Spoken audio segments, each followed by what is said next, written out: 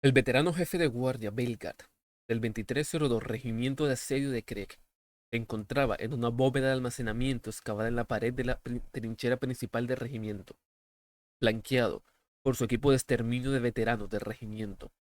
La pesada puerta blindada crujió al cerrarse.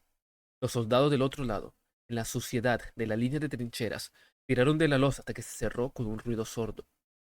Un resplandor de color pardo brillaba débilmente desde los globos sucios en jaulas de hierro, sus superficies salpicadas con el barro que cubría todas las superficies, incluidos los uniformes de los guardias. Belgar miró fijamente a cada uno de sus soldados, uno por uno. Buscó imperfecciones en su vestimenta con la mirada de un veterano, con la postura rígida y un cronómetro en la mano. Mientras que la mayoría llevaba sus armas láser al hombro, el artillero Calas llevaba el peso de un lanzallamas en ambas manos sobre el pecho, y la francotiradora Cal Beck acuñaba su láser largo.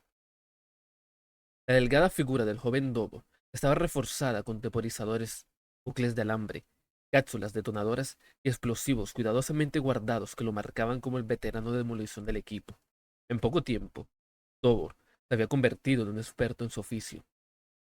Entre el soldado Trimor y el matón de hombros anchos, Case, había una caja de plastiacero sobre un féretro tan largo como Belgard. La mitad de la cámara de almacenamiento estaba llena de cajas, desde el suelo hasta el techo. La habitación era una de las cientos que había excavadas en los lados interiores, altos y empinados de la trinchera exterior. Otras contenían municiones, armas, herramientas y recursos necesarios para llevar adelante las agotadoras guerras por las que Krieg era famoso. A Belgar le habían dicho que el motivo de su misión era un intento reciente de ampliar esta cámara. Los ingenieros habían descubierto otros túneles mucho más antiguos. El cronómetro de Belgard sonó sordamente y se lo guardó en el bolsillo. Había llegado el momento. El maestro de guardia estabilizó la espada sierra que llevaba en la cadera, mientras giraba sobre los talones de sus botas cubiertas de barro para encarar la parte trasera de la bóveda. La pared más alejada había una brecha irregular. Montones de tierra marcaban lo que parecía un derrumbe, y unos soportes emergían que marcaban la abertura donde los ingenieros del regimiento habían entrado accidentalmente en una antigua red de túneles. No es de extrañar que esta ampliación nunca se terminara, pensó Belgard. El peligro de derrumbe era algo que todos los soldados de Krieg aprendieron a temer, en lo que debían vivir. Por ello, el cuerpo de la muerte trabajaba duro para cavar túneles resistentes, pero no debían contar que otros hicieran lo mismo, como habían descubierto sus ingenieros. Tremont, Case, gritó. Vamos a terminar con esto y vámonos. Belgar gruñidos de esfuerzo mientras los dos guardias levantaban cada extremo del féretro que transportaba la gran caja. A esto le siguió un ruido sordo y un silbido de advertencia de Dobor. Cuidado, gruñó Belgar. No seré responsable de demoler mi propia trinchera, pensó. Belgar se detuvo antes de entrar en la brecha. Los equipos de reconocimiento habían sondeado la pared, la parte de la red laberíntica, colocando hileras de globos lumínicos. Según su informe, habían detectado ecos de transmisión y se habían visto obligados a retroceder antes de llegar a las líneas de los traidores. Sin embargo, estimaron que los túneles llegaban hasta la tierra de nadie. No hay actividad voz desde aquí, no Belgard. El equipo de eliminación siguió a Belgard hasta el espacio más oscuro que se encontraba más allá de la brecha. Dobor se aclaró la garganta y el jefe de guardia sintió bruscamente por encima del hombro en dirección al joven guardia. Jefe de guardia, ¿qué profundidad estimaron los equipos de reconocimiento que tenían los túneles? Preguntó Dobor. Belgar sacó una hoja arrugada de su bolsillo del pecho mientras el escuadrón emergía en un túnel curvo que se extendía hacia ambos lados. Era un mapa cuidadosamente dibujado sobre un trozo de tela rígida y hecha jirones. Levantó la vista para orientarse en las direcciones. A la izquierda, el túnel fue devorado por la oscuridad después de unos pocos metros. A la derecha, más globos de luz habían sido fijados en las paredes. Bucles de alambres de latón que los conectaban y los llevaban de regreso por el camino por el que habían venido. Han calculado que son 1500 pies, respondió Belgar, mientras se dirigían hacia el túnel iluminado. La idea actual es que esta red es anterior a la ciudad que los traidores controlaban en siglos. Los agentes de inteligencia del capitán no pudieron encontrar ninguna mención de ellos en los archivos de los ejecutores de la ciudad. Belgar guardó el mapa, seguro de haber memorizado las secciones que habían delineado los equipos de reconocimiento. Miró hacia atrás mientras el escuadrón avanzaba, con las armas preparadas, y notó que Trimon y Case parecían estar manejando bien el peso del féretro y su carga. Y cuando llegue al límite de esas secciones, recordó haberle dicho al capitán Stagler: haremos lo que sea necesario y encontraremos la manera, como siempre, de hacer regimiento. Y si eso significa nuestras vidas, nos la darán con gusto a cambio de esta oportunidad de atacar a los traidores. Esta es la oportunidad de regimiento de romper el punto muerto en la guerra que se desarrolla arriba. El escuadrón pasó por oscuras aberturas a medida que se alejaba de las trincheras. Algunas eran estrechos túneles laterales que conducían a lugares que el mapa de Belgard no revelaba, pero la mayoría eran cámaras excavadas en la densa tierra. En algunas se podían ver formas borrosas, bultos mal definidos y cómbados que igualmente podrían haber sido cajas enmohecidas, pilas de relleno sin limpiar o los cadáveres de quienes alguna vez habían utilizado esta red. ¿Qué es este lugar, jefe de guardia?, preguntó Case, adiante mientras llevaba la parte delantera del féretro. Una red de contrabandistas, respondió Belgard. Creemos, pensó. El capitán Stagler había revelado las suposiciones que los túneles eran el trabajo abandonado hace tiempo de traficantes de esclavos u otros delincuentes. Pronto, el equipo de Belgar alcanzó el límite de los globos lumínicos del equipo de reconocimiento. El, el camino que tenían por delante se volvió completamente oscuro. El jefe de guardia era muy consciente de que esa era también la región en la que los equipos de reconocimiento habían detectado posibles ecos de transmisiones enemigas. Se volvió hacia su equipo de exterminio y alzó la voz lo más alto que pudo. Guardias, armas químicas y date prisa, Tobor. Se volvió para dirigirse al veterano de demolición, mientras un resplandor verde enfermizo se extendía desde sus ojos iluminadores químicos. Quiero que tengas tus ojos agudos al frente. Tobor corrió unos metros más adelante, pero cuando Belgra se dio la vuelta para seguirlo, vio que la silueta del soldado se congelaba y salía disparada hacia el costado del túnel. Caminó a grandes zancadas para alcanzar al experto en demoliciones, cuya cabeza estaba inclinada cerca de la pared del pasaje. Tobor le hizo un gesto al jefe de guardia para que escuchara. Belgar presionó su casco contra el pasaje y de su receptor externo transmitió una débil confusión de ruidos. ¿Del interior de la pared?, pensó. Belgar oyó golpes. El inconfundible golpe de metal contra la piedra y un susurro grave que supuso que eran voces. Las implicaciones lo sorprendieron cuando el resto del escuadrón los alcanzó. No estaban solos ahí abajo, y los ruidos detrás del muro se estaban haciendo más fuertes. Quienquiera que fuera, entraría en cualquier momento. Seguramente habríamos sabido de otros equipos operando aquí, pensó Belgard. El jefe de guardia apresuró a sus soldados a avanzar por delante de él, incluso cuando vio aparecer las primeras grietas en la pared del pasaje. No había tiempo para desaparecer por completo de la vista. Belgard sabía que necesitaba encontrar una posición desde la que mantenerlos a raya para que su equipo pudiera completar su misión. Trimon y Case pasaron pisando fuerte tan rápido como pudieron por el pesado féretro y su peligrosa carga. Will Huff, el médico del equipo de exterminio, pasó corriendo tras ellos. Belgar se dio la vuelta para seguirlos, con los últimos tres guardias pisándole los talones. Apenas habían recorrido una docena de metros más allá de la pared, ahora abultada hasta que estalló hacia afuera con un estruendo de escombros. Belgar vio destellos en los bordes de las herramientas de excavación y escuchó fuertes maldiciones de herejía blasfema. No podía ser más que traidores. Irrumpían en la red de contrabandistas. Sacó su pistola láser. Se oyó un grito desde el otro lado de la grieta, y unas figuras corpulentas salieron disparadas hacia el túnel de Belgar, iluminadas por las luces que brillaban a través de la abertura recién creada.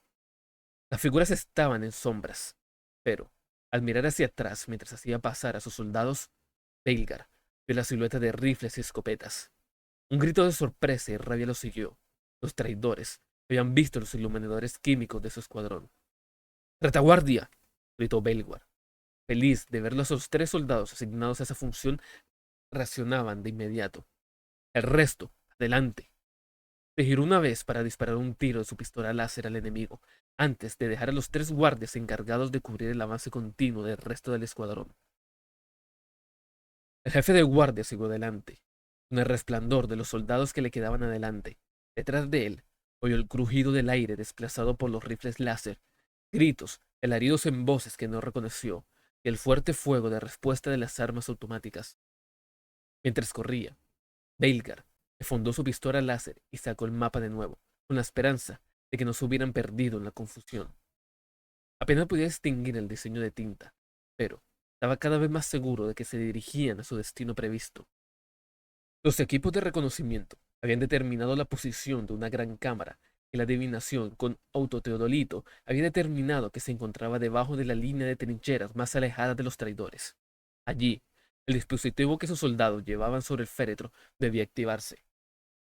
Belger miró hacia atrás y de pronto se dio cuenta de que los sonidos del tiroteo, anormalmente fuertes en los estrechos túneles, habían cesado. En su lugar, oyó pasos fuertes y voces que resonaban. Delante de él, Belgar vio que los soldados que le quedaban se habían reunido en un amplio ensanchamiento del pasaje, más allá del cual apenas podía distinguir un panel de cámaras, galerías y aberturas desgastadas por el tiempo. Malditos sean estos contrabandistas y su laberinto, pensó. Tenemos que apartarlos de nuestra ruta. La misión es demasiado importante para permitir que esta basura la comprometa, le dijo a sus soldados. Yo me quedo con el dispositivo. Dobor, tú estás conmigo. Usaremos esta madriguera a nuestro favor. Belgar dispersó a sus tropas, enviando a Falbeck y Calas a una serie de pasajes oscuros a la izquierda y ordenando al médico Wilhaf y a 3 guardias que buscaran posiciones de tiro a la derecha. Él y Dobor se lanzaron tras Trainor y Case hacia un afloramiento de roca que oscurecía la zona. Un olor a aire húmedo mezclado con Prometheum rancio se abrió paso a través del filtro de respiradores de Belgar. La humedad brillaba en las paredes de tierra, incluso mientras corría, tratando desesperadamente de mantener su orientación en la escasa luz. Su experiencia le dijo que esos eran los marcadores de una región de escorrentia de sumidero. Debemos estar cerca de la ciudad. Las trincheras de avanzada de los traidores no pueden estar lejos. Entre la esperanza se apoderaba de su pecho. El ensordecedor ruido de los disparos automáticos estalló detrás de él. Seguidos por Dobor, Trimont y Case, llegaron al afloramiento justo antes de que Bilgar los rodeara para unirse a ellos. Las paredes de los pasajizos estaban surcados por aberturas que parecían trampillas, lo que proporcionaba campos de tiro limitados de túnel a túnel y le permitía vislumbrar el resplandor verde que indicaba la presencia de sus veteranos. Belgar supuso que generaciones de contrabandistas los habían tallado, para permitir las defensas contra rivales o, más probablemente, ejecutores curiosos. Le complacía que los hijos e hijas leales del emperador utilizaran ahora las toscas defensas contra los traidores. El fuego láser salió disparado desde las direcciones en las que había enviado Wilhaf de los guardias, iluminando a varios traidores con destellos estroboscópicos y derribando al menos a 2. En el resplandor, vio uniformes casi tan manchados de barro como los suyos, pero vislumbró lo suficiente de las túnicas carmesí para identificarlos como herejes del 4º regimiento gundiano, el cuarto caído, como los llamaban ahora muchos soldados de Krieg. Belgar hizo un gesto a Dobor, Trimon y Case, para que se movieran de nuevo mientras los guardias de Wilhaf llamaban la atención de los traidores. Siguiéndolos, miró hacia atrás a tiempo para ver un chorro de Prometheum ardiendo, rugiendo en lanzallamas la artillera Calas. Escuchó gritos de agonía cuando la cortina de llamas se apagó. Supo que Calas ya estaría moviéndose para evadir las represalias. La traidora gruñona saltó tras la artillera, pero de repente fue arrojada hacia atrás. Su cráneo roció sangre oscura cuando la puntería infalible de Falbeck se hizo notar. Los soldados de Belgar habían traído algunos herejes a través de los pasadizos de ambos lados, pero muchos más se habían infiltrado claramente en la red de contrabandistas. Los disparos persiguieron al grupo de Belgard, pero los ecos en los estrechos confines hicieron que fuera difícil calcular la distancia del enemigo. A la luz de los iluminadores de sus guardias, Belgar deslumbró conductos podridos y tuberías corroídas en lo alto. Algunos seguían la red de los soldados, otros desaparecían en cámaras del lado oscuro. Muchos de ellos exhalaban olores repugnantes, lo suficientemente muy fuertes como para penetrar su máscara de recirculación. Belgar Vio que Dobor se volvía de repente hacia él, con el rifle láser en alto. El soldado gritó una advertencia.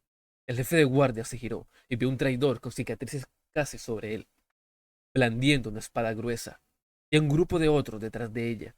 Instintivamente, se tambaleó hacia atrás contra la pared del túnel. El golpe falló por un pelo, pero la traidora se había estirado demasiado. Belgar se apartó de la pared, bajó la cabeza y le estrelló el casco en el rostro descubierto. Ella cayó al suelo con fuerza, mientras él desenvainaba la espada sierra y pulsaba la runa de activación con el pulgar en un solo movimiento. Le cortó en el cuello de la traidora en una ejecución desordenada. Dobor disparó desde el costado de Bilgar, mientras más traidores corrían hacia ellos. El primero cayó, pero Dobor solo rozó a otro que se avanzaba sobre él, con el cuerpo y los brazos del traidor cubiertos de ronchas de carne quemada sobre los disparos del veterano de demolición lo había alcanzado. Chocaron y cayeron en una maraña de puñetazos y patadas, rodando hacia la boca oscura de un túnel lateral. Un momento después, oyeron gritos desesperados desde el interior, pero rápidamente se ahogaron. Belgar destripó al último traidor que lo había alcanzado, y luego se volvió hacia la entrada del túnel lateral, antes de que pudiera entrar. Thor salió tambaleándose, aferrándose a la puerta.